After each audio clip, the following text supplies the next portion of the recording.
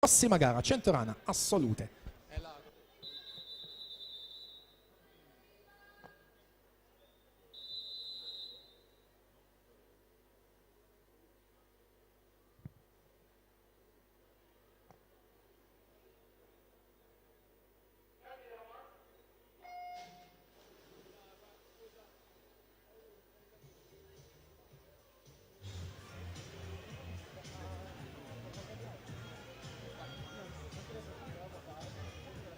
Passiamo ora alla seconda e ultima batteria.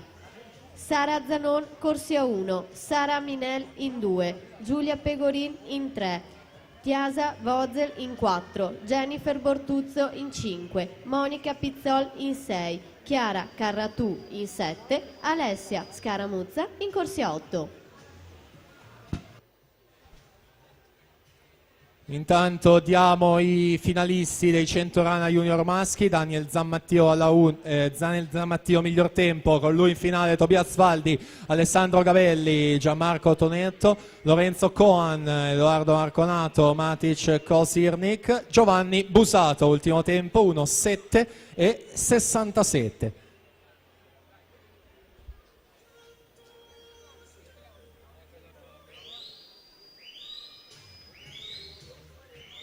E siamo alla conclusione di questa prima delle due previste di batterie dei Centorana Assolute. Anita Pesce 1:13:73 su Alessia Claudia Schiavinato 1:14:00.